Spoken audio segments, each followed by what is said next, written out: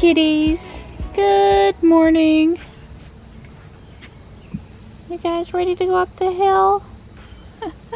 Stripe's like, I'll just wait over here away from Marty.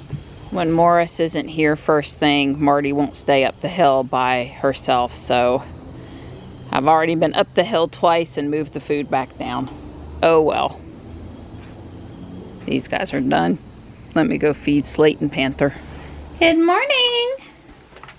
Hi. I feed them last so nobody else comes up to bother them. The report from the tree house this morning is that there's a nice cool feeling to the air this morning, and it's going to be a great morning for a walk. Yep. You guys be good. Hey Donnie. Hey pretty girl. He's going to water my plant. He's such a good guy. I'm just over here with Tux for a minute. Don was doing a couple of chores and I got Tux away from the other kitties. And he likes personal attention. Paper! Yeah, Don's usually running sort of a day behind on the paper, so he doesn't rush out there right away. He reads whatever's left over from yesterday and then at some point goes and gets the daily paper. Oh, there is one other car at the environmental park this morning. Yep. There's Jules. Yeah, it's really nice out here. That low down close to 60 probably did happen, and I'd say it's no more than in the low 70s this morning, upper 60s. It's nice out here. I don't know how else to put it. You walk out the door and you go, oh, it feels so refreshing. That's how the day felt. Perfect. Yeah. So I was reading the comments to the paper. Editorial section? Editorial, yeah. And somebody just sent in a Nissan Leaf owner. It became apparent, wrote a nice EV gas tax for North Carolina. And just to refresh your memory, we have to pay $130 annually per year. Right now. Right now. So we pay $130 on Ruby and $130 on Jules every year. It's tax because it's an EV. Flat tax. Flat tax. Yeah. Doesn't matter how many miles you drive. Doesn't matter how much the car costs. Just nothing. It's just 130 bucks. So he was simply saying he has a Nissan Leaf, has 80-mile range, and on a good day, he usually only comfortably drives about 65 miles because he doesn't like to get home with less than 15 miles. So he said, you know, if you do the math on the gas tax, the 130 bucks he ends up paying, you could drive a gasoline car that gets 14 miles per gallon before you pay as much tax as he does. And he just simply pointed out that this isn't fair, and with the annual inspection, certainly we could do the mileage recording. So I was telling Marianne, which is why she's recording me, I said, look, you know, I don't think any states cracked this nut, or maybe even countries have cracked the nut of some kind of equitable tax that not just EVs, but everybody pays, because here in the US, they haven't raised the gasoline tax. The federal tax hasn't went up since like 1990. So, I mean, we're talking like 30 years. And you don't mess with Social Security. They call that the third rail of politics.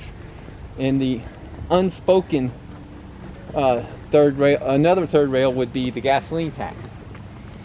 So that's a nice snake skin.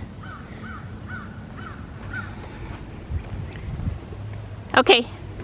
Yeah, well, anyway, all I was saying is politicians are not going to raise the gasoline tax.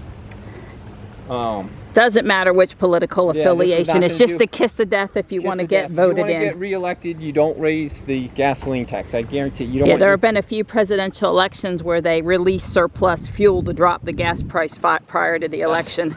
Yeah. They play those little games on you. Yeah, if you want to, whoever's in power with high gas prices, pretty much they lose power. Yeah. It's one of those things. Yeah. Yeah.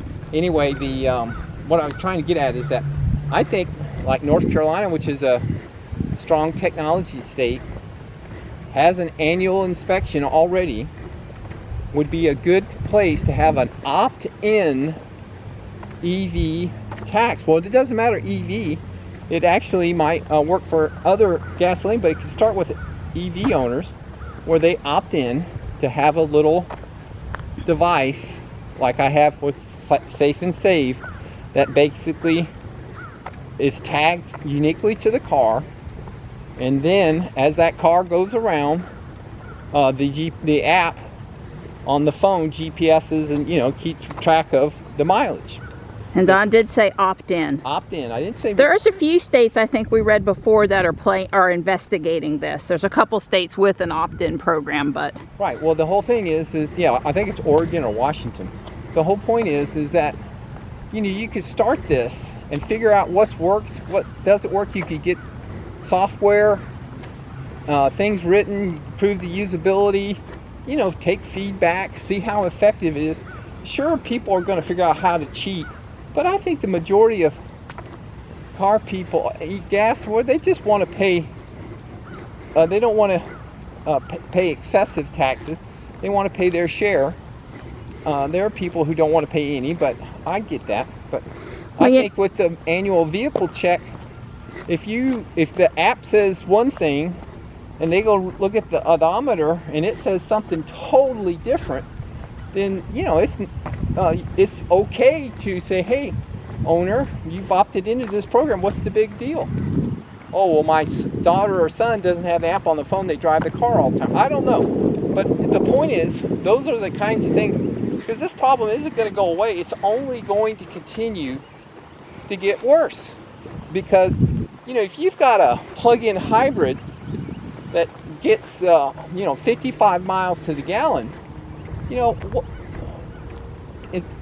how is that collecting enough? It uses so little gas, it pays that no gas tax. And of course, the fleet average of miles per gallon is going up. Especially Joe Biden is working on that now, which is fine. I'm all for it.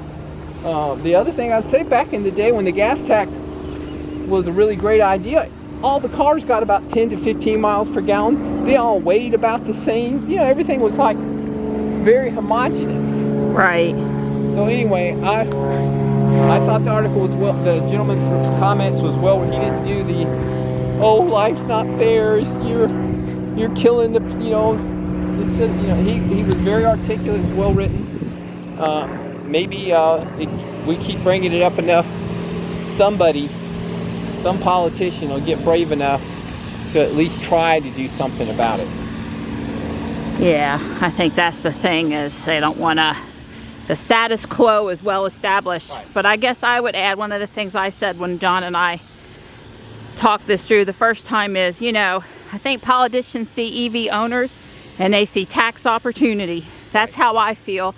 It's not that we want to be incentivized for being green or expect special privileges because we drive an EV or any of that other stuff. We just want fair. And we also want them to quit, you know what, complaining about not enough taxes to do roads. Here, I'll pick this up in a minute. We got construction this morning. There's my girl. She doesn't sweat, she sparkles. I definitely agree with that. Okay, now that I'm blushing. So this guy, he wasn't, oh, we're EVs, we need extra incentives. That wasn't, it was just about fair. And so something with the odometer seems much fairer than the current system. And maybe odometer with a little bit of consideration for weight of the vehicle. And so I sort of lost my train of thought a little bit between the construction and then the traffic out there on the road. But yeah. Politicians, you know, use this as a tool. Oh, that's right. Yeah, that's what I was trying to say, is I think politicians hear EV, they hear luxury car, and they see tax opportunity. Well, plus there's not enough voters. They're not the big ones. They're not the mass voters. You can't mess with the gas tax because, you know, you got so many people voting. But those EV people, they're so dedicated to their car, they'll tolerate, watch careful of the rail, they'll tolerate a bunch of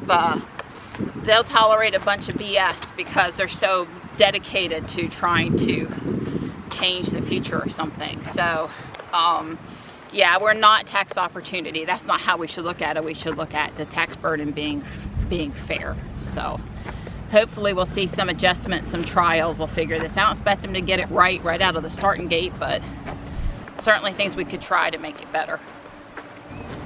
So the mimosa trees are looking really pretty on that back fence line this morning. The little kids just went to the playground. Apparently they only get on the splash pad on Fridays, the camp leader said. I guess it's a lot of work getting kids in and out of wetsuits, but I would want to take them out there every day. That would help me sign up more as a parent, I think, if I was going to get on the splash pad every day. My kid would be out there running around with the other kids in the water having fun. These are little kids, mind you. These were 5, 6, at most 7-year-olds, I think. We've done our 2 laps around the park and we are headed back down the Jeff Wells Trail now. Easy out. Yeah, sometimes Don was saying guys that aren't town people have their lawnmower equipment. They just shuffling stuff around or maybe stop to use the bathroom. Nice clean bathroom. We're back, Jules. That hill at that last part of that walk, that is a little something. Yeah, Don's heart's only at 101 even after coming up that hill. That's not fair. I'm at 131. So what's our stats? I did 5,634 steps, 51 minutes, 49 seconds, 2.59 miles, pace of 20 minutes per mile. So that's up a little bit. That's improved a little bit, a little shorter. Right. Up as in tighter goal. Yeah. 52.50, 2.3 miles. My mileage is always less than Don's. 133 beats per minute. And if I come out here, 64 steps, but that was including feeding the cats. So before I forget though, because I have forgot a few mornings, let me go ahead and stop my walk, because I do have to do that. Way cool. Stopped. Good job. Well, I've seen Stripe and Marty, but that's it since I've been home. We just been home a few minutes. Don's got his coffee on. He's going to read the paper for a few minutes. Our neighbor up here is mowing, and that's what I'm going to do. I'm going to go mow. That big mower over there is going to be louder at that distance than me with this mower right on top of me, but that's life. My lilies are continuing to look pretty. And the hydrangea. All mowed. I like it that that's done. It's better for me and the cats walking through the yard. Less likely to pick up ticks, and also less likely to run into snakes. Snakes like the higher grass. It's not that I'm that worried about snakes, but I don't want the cats to decide to go after a copperhead. You know, that just wouldn't be pleasant. So if I can keep them in the woods instead of in the grass area, that's just for the better. The snakes, that is. So I'm trying to decide what Lego house I'm going to build next, and I guess I was debating saving this one for the fall because of the autumn colored dark orange bricks, but it's looking like I might start this next. However, I had to order some masonry bricks, the light bluish gray ones for the foundation, and they'll have to come before I can do that. So today I'm still waiting on the few pieces for the finish up the monster mansion, the haunted house, the hinged one. But I'm probably just going to go sort bricks for a little while. I did find 2 of the bricks I needed yesterday, but I needed like 10 or 16, so it certainly wasn't enough to continue on. This light bright yellow is actually much brighter than it's showing up in this picture, in this PDF file. I also probably have the bricks to do this, and I may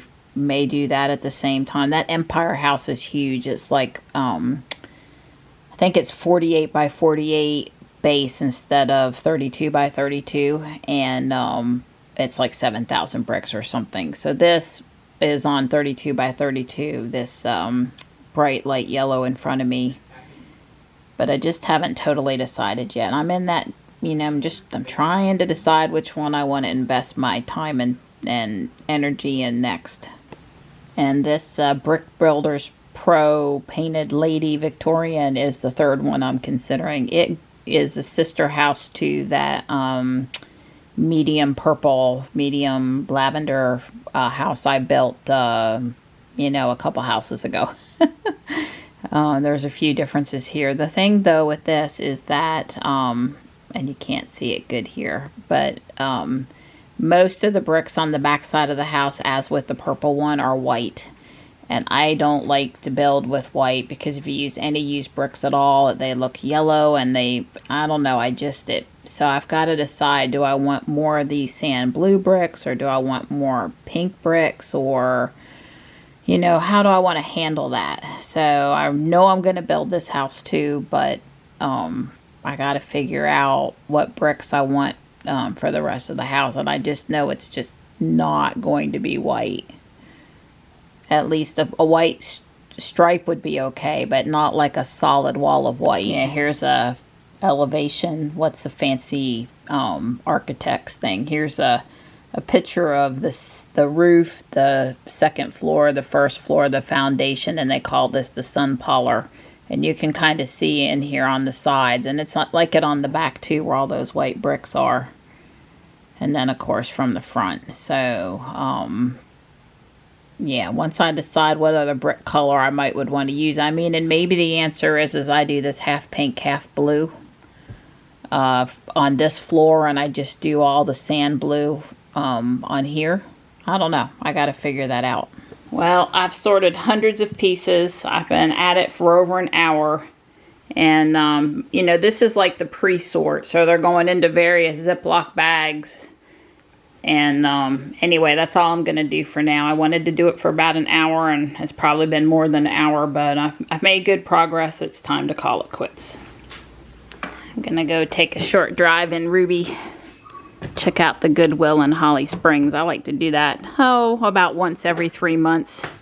It's nowhere near Guardian Angel, but give me a little something to do, and I didn't quite do all my pogo this morning, so my phone died. It wasn't charged properly. So I'm going to do that too. What's going on? 2:30 p.m. and Don won't be done working before 5. So this gives me a little outing in Ruby. Yeah, it's not very far. It goes out that pretty scenic farmland drive out the back way, and it's not too far. I guess I'll go out that way, and then I'll probably drive back down through downtown Fuquay, pick up some more Pokemon Go stops. I don't know how it happened, but I got a stopping for traffic control message for this little temporary traffic light. That's pretty cool.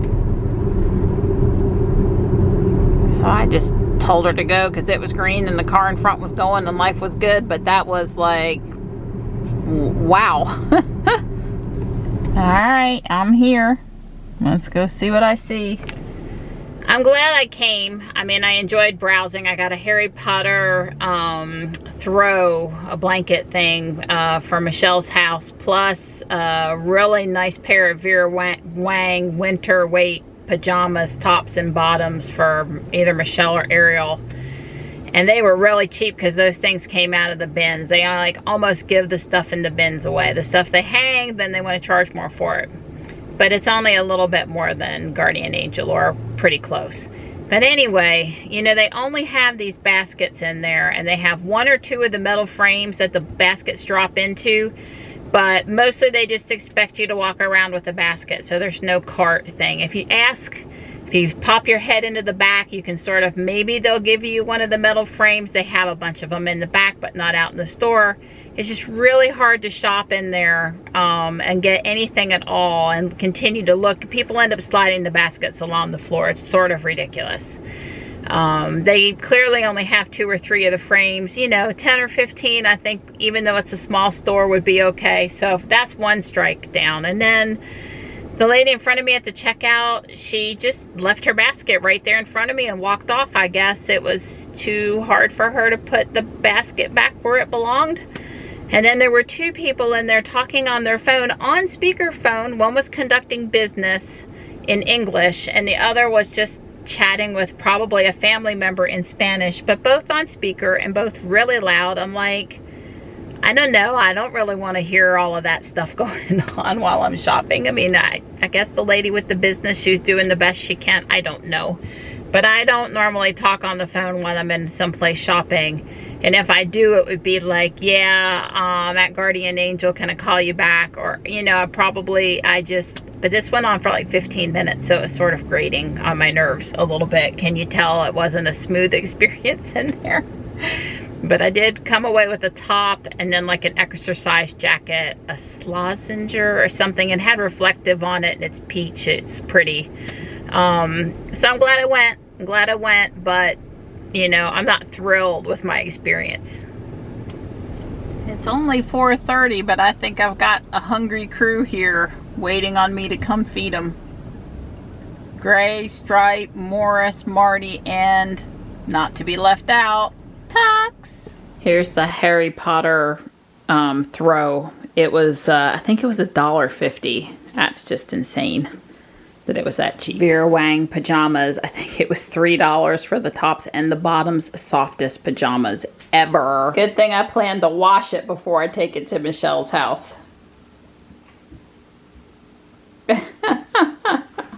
Are you guys getting into trouble down there? This is the little exercise jacket. Hand warmer pockets, reflective, good color. Yeah, I like that. And the shirt I got. So, just those things. I'm gonna go put that in the laundry. Well, the parts I needed to finish the haunted house, they came in the mail today. Yay! This is Sandy Monroe tearing apart the ID4 motor. Volkswagen gave him one. Really fascinating video. You know, often I'm watching Lego or building with Legos and either watching Rob Maurer or Sandy Monroe. Well, you know, with those parts that came today, there was no way I was going to not finish it. So I have worked here pretty hard, and I've got it all together, and it's done, and I am pleased with how it turned out, and exciting to have another project come to a conclusion, which does put a little bit of pressure to figure out just which one of those options I showed you earlier in the video, today's video, that I'm going to do next. But I do certainly can spend a couple more days sorting if I want to. That big bin. Right, Donnie? Yep.